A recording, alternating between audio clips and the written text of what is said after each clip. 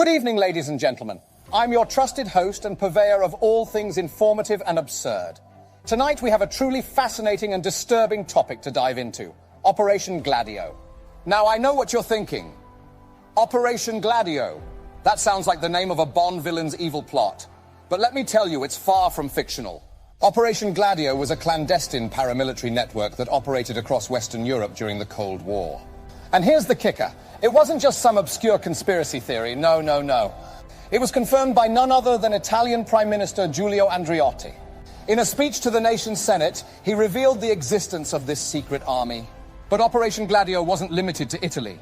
Similar operations were discovered in most other NATO countries. Belgium, France, Greece, West Germany, the Netherlands, and the list goes on. So tonight we're going to take a deep dive into this secretive world. We'll explore how the operation expanded its reach, even encompassing neutral countries like Sweden and Switzerland. We'll reveal the shocking revelations of hidden weapons and explosives stockpiled throughout Western Europe during the Cold War. And let's not forget the involvement of civilians and the alleged links to right-wing terrorism. It's a tangled web, my friends, and we're going to untangle it together. So sit tight, because tonight's episode will shine a light on the shadowy world of Operation Gladio. But hey, don't keep all that knowledge to yourself. Join our community of curious minds by subscribing right now. When you do, drop us a comment saying, "I subscribe," to let us know you're on board. We'll do our best to respond and engage with your questions and suggestions. Together, let's uncover the hidden secrets and untold tales of Operation Gladio. Now let's delve deeper into the murky world of Operation Gladio. We've learned that it wasn't just an isolated operation confined to Italy. No, this clandestine paramilitary network had its tendrils spread across several NATO countries. Belgium, France, Greece, West Germany, the Netherlands. These were just a few of the nations where similar operations were conducted. It's almost like they were playing a real-life game of where in the world is Operation Gladio? By 1959, Operation Gladio had expanded its reach to encompass all of Western Europe. Yes, that's right. Even neutral countries like Sweden and Switzerland found themselves entangled in this web of secret military operations. Imagine being a citizen of Switzerland, known for your neutrality and peaceful disposition, only to find out that beneath the picturesque landscapes and the sound of cowbells, there were hidden caches of weapons and explosives, just waiting for some imagined invasion. So the scope of this operation was vast, my friends. It wasn't just a few isolated incidents. It was a coordinated effort across multiple nations, all in the name of preparing for a potential Soviet invasion. As we go deeper down the rabbit hole, European officials have revealed a shocking truth. They have disclosed that hidden within Western European countries during the Cold War were stockpiles of weapons and explosives. These weren't just a few guns hidden under a mattress. We're talking about significant caches of weaponry. And what was the purpose of these stockpiles? They were intended for use by resistance fighters. Yes, trained individuals who were ready to counter a potential Soviet invasion. It's like a real-life plotline from a Cold War spy thriller, except it actually happened. In the Belgian countryside, at least 6 arms caches were spread out, strategically placed to be easily accessible when the time came. Ordinary citizens going about their daily lives, unaware that just a few miles away there were hidden arsenals ready to be unleashed. And it doesn't end there. In the Netherlands, large weapons dumps were also discovered. We're talking about significant quantities of firearms, explosives, and who knows what else. It's like finding out that your neighbor's garden shed is actually a secret armory. The scale of this covert operation is mind-boggling. From hidden weapons caches in Belgium to large weapons dumps in the Netherlands, it becomes clear that Operation Gladio was not just a theoretical exercise. They were prepared for a real conflict with real weapons right in the heart of Europe. Now let's focus on Italy, where the roots of this operation run deep. The Italian unit of Operation Gladio played a pivotal role in the clandestine activities. During the late 1950s and early 1960s, they strategically hid caches of arms throughout the country. Picture it, hidden depots filled with weapons scattered across Italian soil. It's a startling image that challenges our perception of a peaceful Europe. And here's another startling fact. Even after all these years, more than 600 people remain on the payroll of Operation Gladio. That's right, a secret army with hundreds of individuals still receiving paychecks. But amidst these shocking revelations, Italian Prime Minister Giulio Andreotti has suggested dismantling the operation. He recognizes the changing times, the new geopolitical climate that has freed us from the nightmare of wars and divisions. It's a bold move, acknowledging that the world has moved on, and perhaps it's time for Operation Gladio to follow suit. Yet this raises further questions.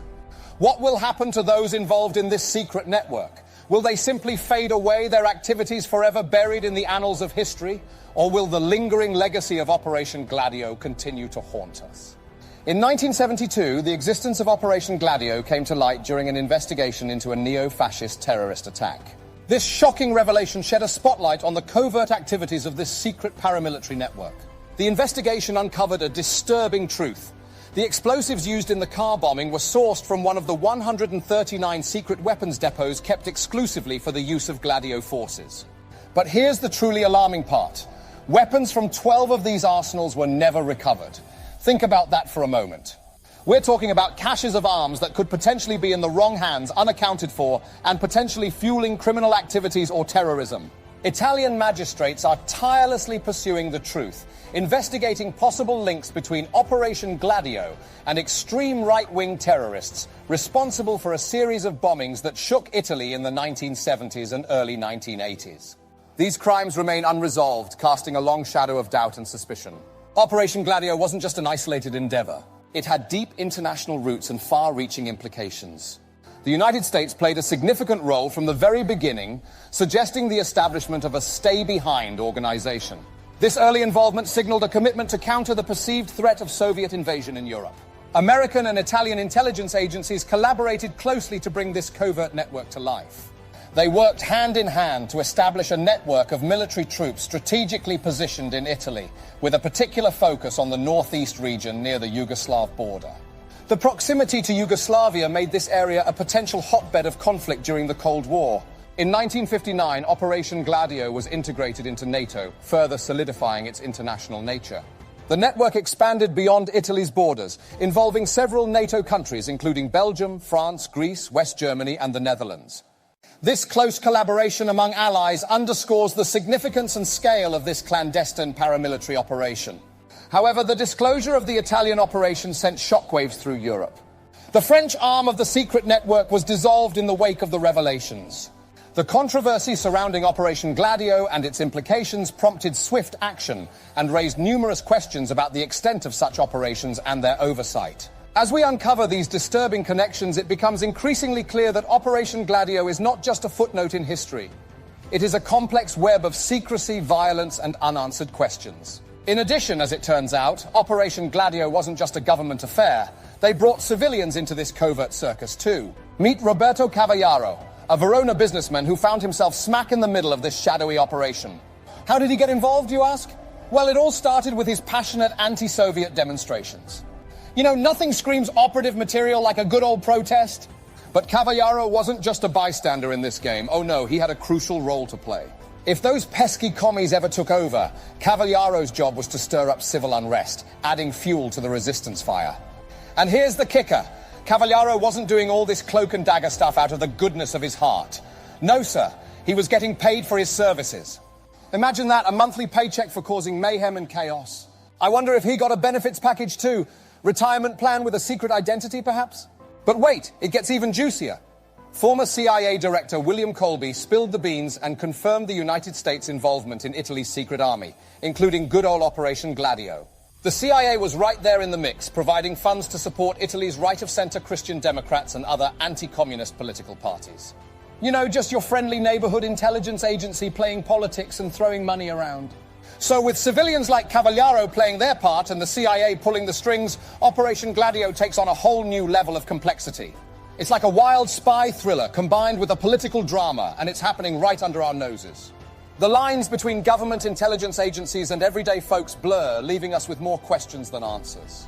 And there you have it, the mind-boggling saga of Operation Gladio. From its clandestine inception to its covert activities spanning multiple countries, this secret network had more twists and turns than a spy thriller. But before we bid farewell, I have a special treat for you. Look up right there at the top of your screen. Ah, Leonardo da Vinci and his peculiar fascination with flying pigs.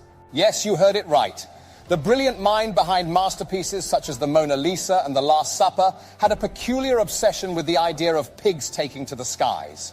It's a tale that will leave you both bewildered and amused, and it's waiting for you to explore.